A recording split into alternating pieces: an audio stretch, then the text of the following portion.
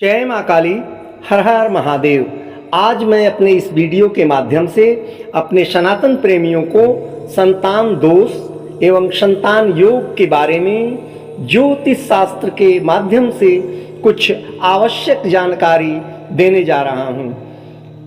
आज आप पाते हैं कि चिकित्सा विज्ञान ने बहुत ही खोज किया है और उन पर उपलब्धि भी हासिल किया है, लेकिन उसे संपूर्ण उपलब्धि नहीं कहा जा सकता। ऐसे बहुत से क्षेत्र हैं जहां आज भी चिकित्सा विज्ञान खामोश है। शारीरिक रूप से स्वस्थ होने पर भी बहुत से दंपति निसंतान हैं। उदाहरण के तौर पे आप पाते होंगे कि चिकित्सा परीक्षणों के उपरांत जिन दंपतियों को संतान पैदा करने के उपयुक्त पाया गया, परंतु वे भी आज तक संतान का लाभ नहीं प्राप्त कर सके, जबकि चिकित्सा विज्ञान में इस समस्या का कोई हल नहीं है, परंतु ज्योतिष में इस समस्या का समाधान है। इन्हें विभिन्न योगों द्वारा दर्शाया गया है कि किस स्थिति में बच्चे नहीं होंगे अथवा विलंब से होंगे। आदरणीय ऋषि पराशर जी ने अपने समय में इस समस्या का समाधान ढूंढा था। उन्होंने एक श्लोक के माध्यम से बताया, पुत्रो भावे सुत प्राप्ति कथम भक्तुर महति। ऐसे व्यक्ति को कैसे संतान प्राप्त होगी जबकि सर्प दोष के कारण संतान उत्पन्न न होने अथवा न रहने का योग हो। उनके कथनानुसार सर्प दोष या सर्प श्राप के कारण संतान उत्पन्न न होने या न रहने का योग हो सकता है। एक श्लोक पाया गया है कि पुत्र स्थाने गते राहो कूजेन च निरीक्षते कूजे क्षेत्र गते वापि सर्व श्रापात सुक्षया। यदि पांचवें भाव में राहु स्थित हो तथा मंगल की दृष्टि हो या पांचवें भाव का स्वामी मंगल हो तथा वहां राहु स्थित हो तो सर्प श्राप के कारण संतान नहीं होती अथवा होकर भी जिंदा नहीं रहती। अब इसमें आशीर्वाद एवं श्राप का जो प्रभाव होता है, जरा उसको हम समझें। बहुत समय पहले तक आशीर्वादों एवं श्रापों पर लोगों का विश्वास नहीं था, क्योंकि आशीर्वाद तथा श्राप सूक्ष्म सतहों पर काम करते हैं, साथ ही उनके परिणाम भी अद्भुत होते हैं। जबकि आप देखते होंगे कि व्यक्ति क्रोध में होता है या आपे से बाहर हो जाता है तो कारण या तर्क पर विचार नहीं करता, वह अपना क्रोध विभिन्न ढंगों या उत्तेजनाओं द्वारा अनेक वस्तुओं या सामग्रियों पर निकालता है। जैसे बिच्छू के डंक की तरह वह काम करता है। यह विपुल शक्ति द्वारा विद्युत धारा प्रवाहित करने के समान काम करता है तथा वस्तु का नाश कर देता है अथवा उसे चोट पहुंचा देता है। आशीर्वादों और श्रापों को महाभारत में अनेक रूपों में हमारे शास्त्रों में दर्शाया गया है। एक ऋषि ने पांडु को श्राप दिया था कि यदि वह संभोग में संलग्न हुआ तो उसकी मृत्यु अवश्य हो जाएगी। फिर वास्तव में जब वह माद्री के पास मैथुन के आशय से गया तो उसकी मृत्यु हो गई। कुंती ने आशीर्वाद के बल पर विभिन्न देवताओं का आह्वान किया और संतान की प्राप्ति की। महर्षि व्यास जो ऋषि पराशर जी के पुत्र थे, उन्होंने भी आशीर्वाद के द्वारा ही संतान की प्राप्ति की। यह गुप्त कोश था जिसे महाभारत काल के दौरान निरंतर प्रयोग से सामान्य व्यक्ति तक, आम जन तक पहुंचाया गया। अब संतानहीनता के लिए आपकी जन्म कुंडली में कुछ योग होते हैं। जैसे ग्रह योग में जातक संतानहीन होता है अथवा संतान होकर मर जाता है। यदि लग्न, अब वो योग क्या हैं उनको जरा जाने। यदि लग्न स्वामी पंचमेश, सप्तमेश तथा संतान कारक ग्रह कमजोर हो तो व्यक्ति संतानहीन होगा या फिर संतान होकर मर जाएगा।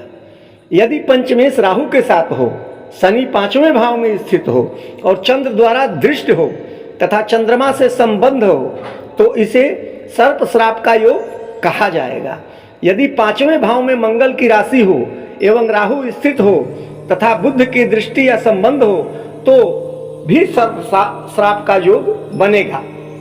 यदि सूर्य शक्तिशाली, शनि, मंगल और राहु पांचवें भाव में हो तो संतान कारक योग बलहीन हो जाता है, जो सर्प श्राप का संकेत करता है।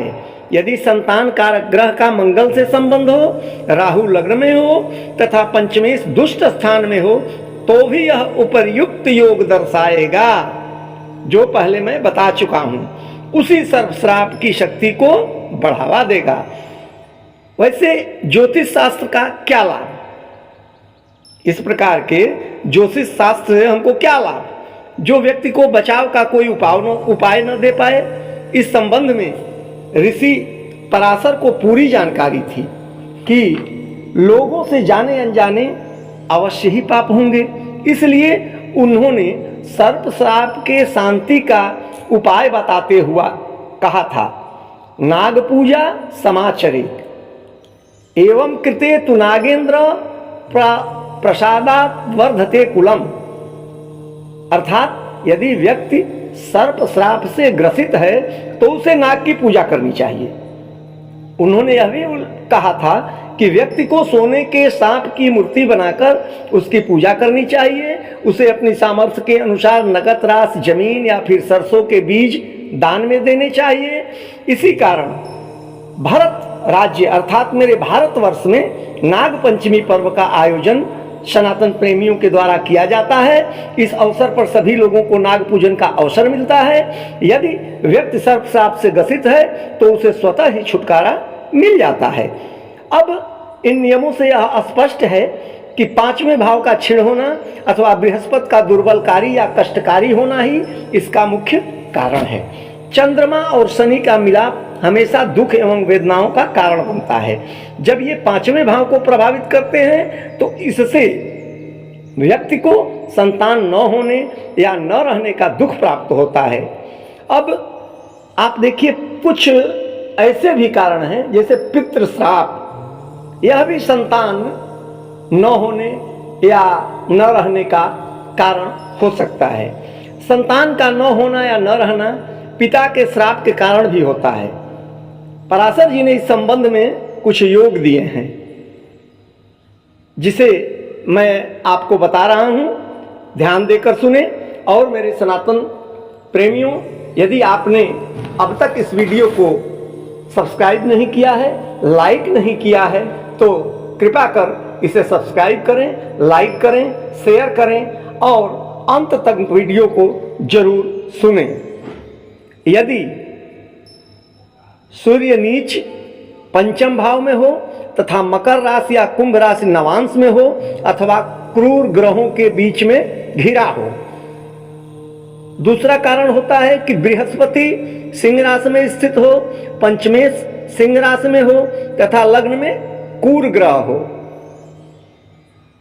यदि बृहस्पति सिंह राशि में हो तथा पंचमेश और सूर्य त्रिकोण में हो, यदि नवमेश का पंचमेश से संबंध हो, लग्न तथा त्रिकोण में क्रूर ग्रह हो तो पिता के कोप के कारण संतान का क्षय होता है।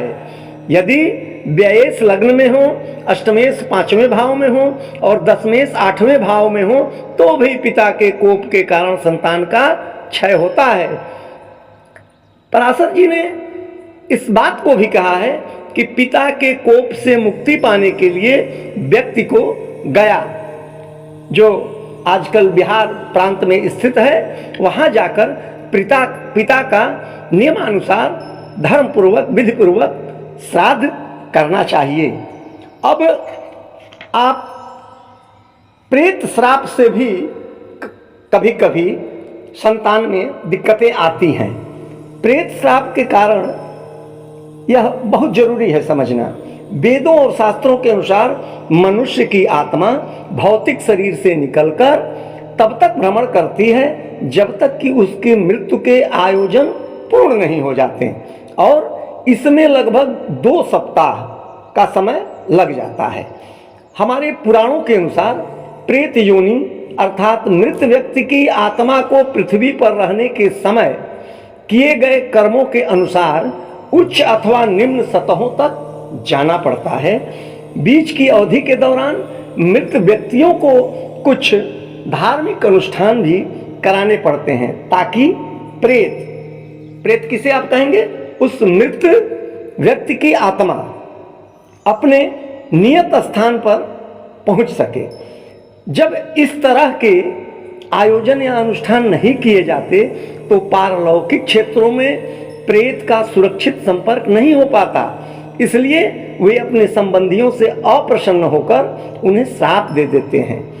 दूसरे शब्दों में आप जानिए, वे संबंधियों को किसी न किसी प्रकार दुख एवं कष्ट पहुंचाते रहते हैं, अपने परिवार के सदस्यों को पीड़ा देते रहते हैं। जब प्रेत या पितृ उसको कह लें अपने संबंधियों को श्राप देते हैं तो स्त्रियों का गर्भ तक गिर जाता है या फिर गर्भ ठहरता ही नहीं। अब मृत्यु का अर्थ है किसी रहस्यपूर्ण शक्ति, जिसे हम किस रूप में जानते हैं, आत्मा के रूप में जानते हैं, उसका भौतिक शरीर से निकलना। सूक्ष्म शरीर तब तक विद्यमान रहता है जब तक वह अपने कर्मों के अनुसार फिर से जन्म नहीं ले लेता, अर्थात उसका पुनर्जन्म नहीं हो जाता। लोगों का यह अनुभव भी है कि जाने अनजाने चेहरे स्वप्न में दिखाई पड़ते हैं। बहुत से मामलों में यह भी देखा गया है कि जिस दिन स्वप्न आता है गर्भ गिर जाता है तथा कोई भी चिकित्सा उस समय आपको लाभ नहीं पहुंचा पाती। जिन लोगों ने इस विषय का विस्तार से अध्ययन किया है वे प्रेत श्राप के बारे में सुगमता से आपको बता सकते हैं। प्रेत श्राप के संबंध में पराशर जी ने कुछ और योगों का उल्लेख किया है, जैसे सूर्य और शनि 5वें भाव में हो, दुर्बल चंद्रमा 7वें भाव में, राहु लग्न में तथा बृहस्पति 12वें भाव में स्थित हो। दूसरा है कि पंचमेश शनि बृहस्पति के साथ 8वें भाव में तथा मंगल लग्न में स्थित हो। तीसरा है कि राहु लग्न में, शनि 5वें में तथा बृहस्पति 8वें भाव में हो। और चौथा है कि राहु लग्न में बृहस्पति या शुक्र के साथ हो, शनि और चंद्रमा एक साथ तथा लग्न का स्वामी 8वें भाव में हो। ये भी कुछ योग संतान उत्पत्ति में बाधक होते हैं। जय मां काली, हर हर महादेव।